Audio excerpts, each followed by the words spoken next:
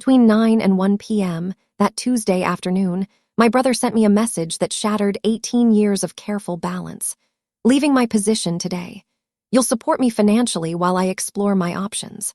No pleasantries, no acknowledgement, just assumption. I set down my tea, read the words twice, and replied with 5 words I'd rehearsed in my mind for months. I can't do that anymore. Then I opened my email and accepted the international position I'd been considering for weeks in Copenhagen. 12 minutes passed before my screen illuminated again. Dad. But his words didn't simply challenge my decision. They demanded I choose between obligation and my own life. Before I continue, let me ask, have you ever been the person everyone relies on until you finally couldn't anymore? They say family anchors you, but nobody mentions how suffocating that anchor becomes when you're the one preventing everyone from drifting. I've occupied that role my entire adult life. Sophia Bennett, 34, project coordinator, the walking embodiment of dependability. My parents labeled me the practical daughter. What they actually meant was the one who never refuses. Our weekly gatherings appeared idyllic from an outsider's perspective. Home-cooked meals, laughter echoing through the halls, photographs documenting trips I'd quietly financed on credit cards I was still paying off. But underneath that warmth, everything carried a price. My energy, my salary, my tolerance. Dad would carve the chicken and mention, "Your brother's artistic journey requires nurturing right now," which translated to, Marcus's newest abandoned venture came with another bill. Mom would nod knowingly. Sophia handles these things, as though it were doctrine passed down through generations, and Marcus, hair deliberately messy, voice dripping with charm, would flash that smile like he'd secured another grant. I'd sit there pretending the calculations didn't hurt. The security deposit I'd provided, the health insurance I maintained, the expenses for his cat I'd never even seen. My calendar overflowed with alerts titled Family Obligations, a roster that once made me feel valuable. It signified I mattered, that I was reliable, the foundation. But recently, that foundation felt more like chains. Dad enjoyed saying family balances itself eventually. He never recognized that balance meant I sacrificed a bit more each time someone else created chaos. I convinced myself it was temporary, that Marcus would eventually find stability, but he never did. And somehow I remained the safety net. Even Daniel, my partner, patient and understanding, had begun noticing. "You realize they don't appreciate you for solving everything, right?" he'd observed once. "They appreciate you because it's easy." I dismissed it with laughter, but his observation lingered, quiet and cutting. The final Wednesday dinner I attended, Marcus arrived 30 minutes late wearing designer shoes that cost more than my monthly utilities. Dad embraced him like he'd survived something traumatic. "You've been under such pressure," he murmured. I served the salad, pretending deafness. Later, when Dad leaned over and whispered, "You're fortunate, Sophia. You don't require anyone's assistance," I maintained my smile while swallowing rage. That evening, I opened my tracking app and reviewed the obligations again. Each item a small confession I'd never voiced. The list continued endlessly: phone service, electricity, car coverage, lease payment. It wasn't merely money. It was evidence of how much I'd sacrificed to maintain harmony.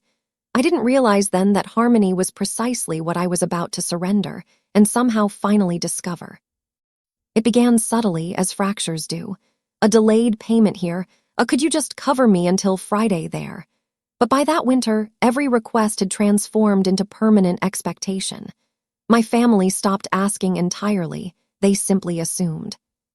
Then arrived the Tuesday Marcus declared he'd resigned from his position. He presented it like poetry, like self-actualization. "The environment was damaging," he announced over dinner, pushing his vegetables around dramatically.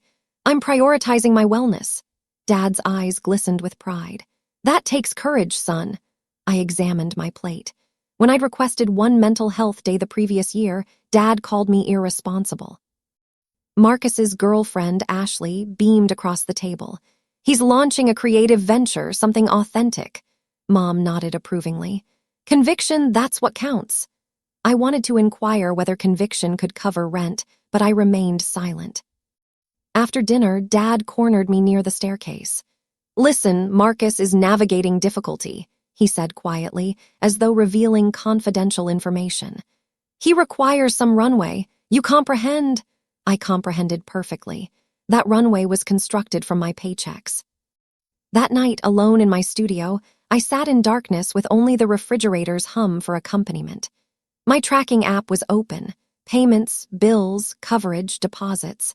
I scrolled through the figures until they became meaningless. It wasn't a record anymore. It was documentation of my own depletion. 3 weeks later, the message arrived, the one that fractured everything. 9:47 a.m. The morning was bright, deceptively calm. My phone vibrated on the counter, leaving my position today. You'll support me financially while I explore my options. No greeting, no guilt, just expectation. I stared at those words endlessly, toothpaste still foaming in my mouth. For years, my reflex had been to repair, to transfer funds, to neutralize the turbulence. But something transformed inside me. Perhaps it was Daniel's voice resonating in my thoughts. You've been purchasing permission to matter. I rinsed my mouth, opened the message, and typed 5 words. I can't do that anymore. My hands shook as I pressed send. It felt like detonating the only connection I'd ever known. Silence. No response, just the gentle whir of the ventilation and my accelerating pulse. I walked to my desk, still partially shocked. On my laptop sat the Copenhagen contract I'd been too frightened to accept. I positioned my cursor over it. For months, I'd fabricated excuses.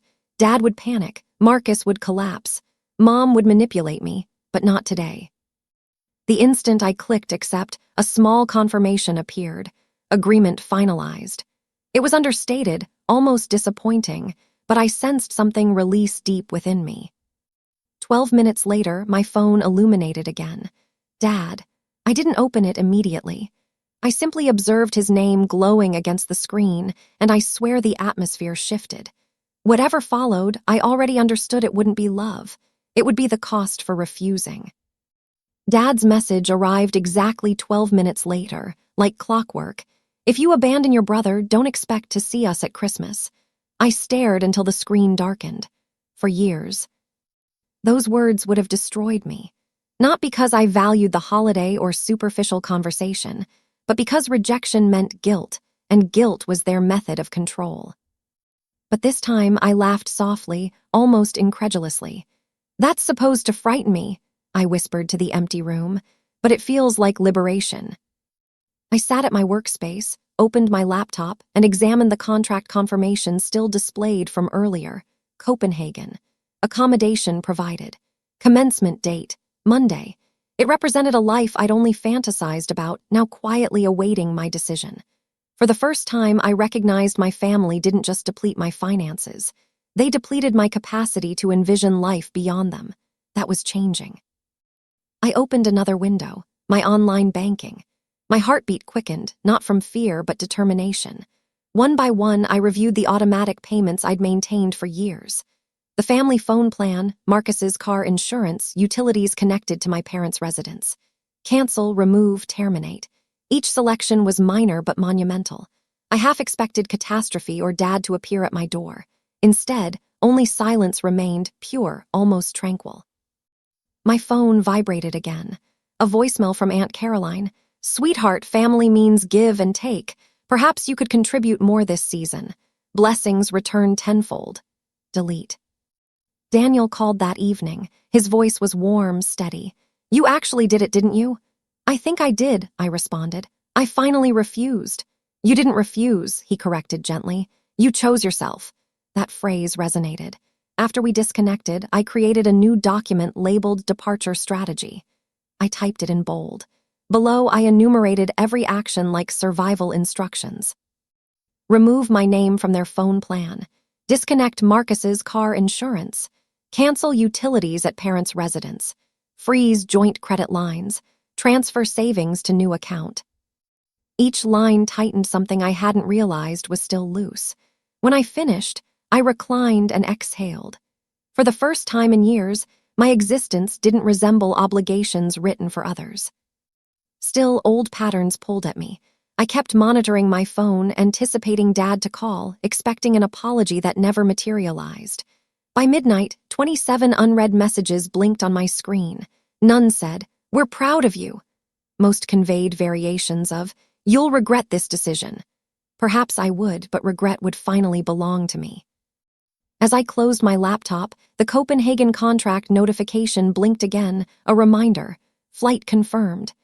6 days, I whispered aloud, testing the sound. 6 days until freedom. Dad didn't wait long to escalate. By the following morning, my phone was a battlefield. Group messages, missed calls, manipulation dripping from every text. Dad, family discussion tonight. Mom, we expect you here at 8. Marcus, don't complicate this further. It was remarkable how rapidly they transformed, "Please help," into, "How dare you." I stared at the screen extensively before typing the simplest response of my life. "I won't be there." Almost instantly, the typing indicators appeared. "Dad, you will. Marcus, you're incredible. Mom, mind your attitude." I muted the conversation and flipped my phone face down.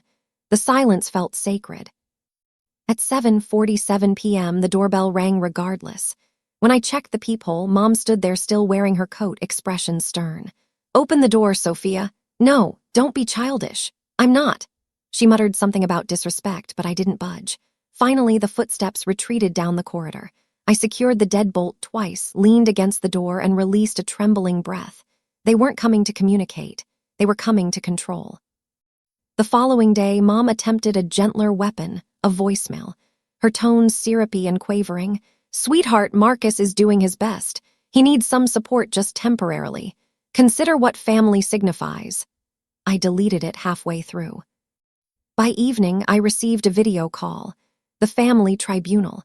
I nearly declined, but part of me wanted to witness their faces, wanted to finally stop performing. When the screen activated, all three were there. Mom in the den, Dad at the dining table, Marcus beside her with reddened eyes and perfect lighting. Ashley lingered in the background, pretending to examine her nails. "Sophia," Mom began softly, "can we please discuss this rationally?" "I thought that's what I've been doing," I said. Marcus interjected. "You humiliated us. You made me appear like a charity case." "I didn't make you anything," I replied. "You sent a demand and I declined." His voice cracked. "You don't support me. You never have."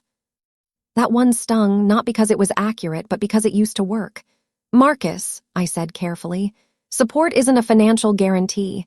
Ashley scoffed, low and dismissive. "She's so rigid. No wonder you're perpetually stressed." My voice remained level. "Ashley, do you hear yourself?" She smirked. "It's just honesty." Mom interrupted sharply. "Enough, Sophia. Your brother's business could transform his future. He just needs someone dependable as co-signer." Dad leaned forward, hands clasped. "It's not even dangerous. It's a modest loan, 120 maximum. You'll co-sign, that's all." "That's all," I repeated, allowing the words to settle. "You're requesting I guarantee a $120,000 loan for someone who resigned last week." Mom's voice hardened. "Don't be theatrical. We taught you better than this." I felt something break. Not anger, just lucidity. "You didn't teach me to agree. You taught me to survive disagreeing." The silence that followed was suffocating. Dad's face reddened. "Mind your tone." "I am," I said evenly. "It's composed." Mom's eyes narrowed. "So that's it. You're abandoning your family." "I'm abandoning being your financial strategy." Marcus began crying, mascara smudging. "You're punishing me for being different." "I'm establishing boundaries," I said. "There's a distinction." Mom slammed her palm on the table. "You'll regret this, Sophia." I nodded once. "Perhaps, but I'll regret it independently." I terminated the call. Seconds later, the group conversation exploded. Essays from Mom, threats from Dad, emojis from Aunt Caroline. One message from Marcus: "You've destroyed this family." I didn't respond. I disabled notifications, opened my departure strategy, and started marking items complete. Removed from phone plan, disconnected insurance, canceled utilities, closed joint credit line. Each completed item felt cleaner than the previous. By midnight, 51 missed calls blinked on the screen. None from Daniel, he understood. When the phone rang again, I finally answered. "Hey," he said quietly, "you sound freer." "I think I'm just finished," I said. Then act on it, he suggested. Not for revenge, for peace. That phrase resonated deeper than anticipated. At 11:32 a.m., I composed one final message to my father. I'm relocating to Copenhagen Monday. Please stop contacting me unless it's urgent. I hovered over send, hand trembling. Then I pressed it. The following morning, the retaliation arrived swiftly. Posts on social media about ungrateful children. Aunt Caroline's forwarded messages about forgiveness. Marcus's cryptic post. Sometimes the people closest to you hold you back. They wanted me to feel shame. Instead, I felt calm. When Monday arrived, I closed my final suitcase. The air in my studio was cool, clean. Every expense in my name, every key in my possession. As I wheeled my luggage toward the door, my phone vibrated one final time. A text from Dad. We won't forget this. I typed back slowly. Neither will I. Then I powered it down. At the airport, as the aircraft engines rumbled, I reflected on every holiday gathering, every manipulation, every silent agreement that had constructed their comfort. And I thought about that one small refusal that dismantled everything. When the wheels departed the ground, my spirit did too. Copenhagen was colder than I'd anticipated. Slate skis, moist air, and a type of stillness I wasn't accustomed to. But perhaps that's why it felt like recovery. My company apartment was modest, one bedroom, cream walls, a view of the harbor. Everything inside belonged to me. Every bill, every key, every choice. No shared accounts, no borrowed fragments. For the initial week, I moved like someone relearning to breathe. I woke early, walked to work through historic streets, and drank coffee that actually tasted like mine. At night, I prepared meals for one and listened to the kettle sing. Sometimes I caught myself anticipating the next crisis call that never came. The quiet felt foreign until it didn't. Daniel arrived that Thursday, luggage in hand and a smile that made the place feel less alien. You actually did it, he said. You left. I laughed softly. Yes, and somehow I'm still here. He surveyed the apartment. It's serene here. Serene feels unusual, I admitted, but I'll adjust. We ate dinner on the sofa, candles flickering against the rain-streaked window. My phone rested face down on the table, silent. When I finally retrieved it, there were no new messages. For the first time in years, the absence of chaos felt like grace. Days transformed into weeks. I received early recognition, directed my first initiative, cultivated friendships with people who didn't require saving. One afternoon, I scrolled through old records, the payments, bills, utilities list I'd once treated like obligation. At the bottom, I added one final entry, debt cleared, emotionally and financially. A month later, Dad left a voicemail. His tone was gentler this time. We're managing, sweetheart. Marcus found part-time employment. Your mother sends her regards. I didn't return the call, but I smiled regardless. Distance was accomplishing what love never could. It made things kinder. Sometimes I'd stand by the window observing the harbor lights shimmer. The former Sophia would have felt guilty for feeling content. The current one simply whispered, I earned this. Sunday morning, sunlight spilled across the kitchen counter, catching the steam from my coffee. No vibrating phone, no new demands, just quiet. I thought about that first message, the one that ended 18 years of family balance. You'll support me financially. Perhaps once I would have, but not anymore. I used to confuse being needed for being loved. Now I understand genuine love doesn't drain you, it sustains you. I gazed out over the Copenhagen skyline, smiling to myself. Peace didn't arrive with fanfare. It arrived with silence. If you've ever chosen peace over obligation, share your experience below. You're not alone.